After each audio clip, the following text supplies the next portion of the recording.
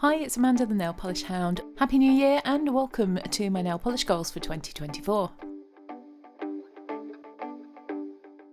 As I did last year, I'm going to make my goals based on how well I did in 2023. And my first goal, which has actually been on my list for 2 years now, was to sort and destash my whole collection. I didn't get round to doing that in 2023, so that's staying on my list for 2024. The next thing was that I was on a low buy for nail polish, and I have been tracking that throughout the year. As a part of that low buy, I had set myself a maximum budget of £400. And to see how well I've done, let's do a quick recap of the previous years. In 2022, I actually had no limit and spent rather too much. Then 2021, I'd set myself a really silly limit of £100 and overspent it by a lot. And last year, I set myself a budget of £400, which I thought was fairly reasonable. I did overspend it a little bit. I ended up at £474.52. So that's better than 2022, but not quite as good as 2021. So what does that mean for 2024? Well, instead of that £400 budget, I'm going to try for a £300 budget, and I'm going to do my best to stick to it. Last year, I also used the rule of 1 in, 1 out to try and keep my nail polish collection to a reasonable size, because I didn't have that rule in 2022, and it meant I ended up with 85 more nail polishes in my collection than the previous year.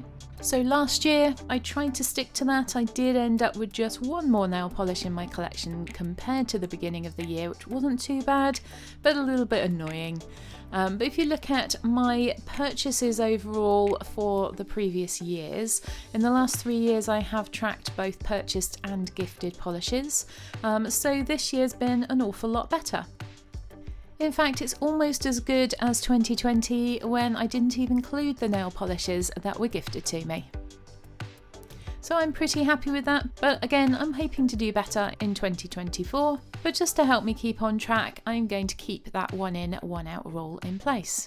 And as usual, I'm also going to keep my exclusions of top coats, base coats, and any polishes that I finish and want to replace. And I'm going to continue with my in and out series to track this and keep myself accountable to myself and to you as well. This does genuinely help me stick to my rules. So last year I did set myself a goal to reduce my nail polish collection size. Obviously I didn't quite manage to reduce it, but it didn't get much bigger.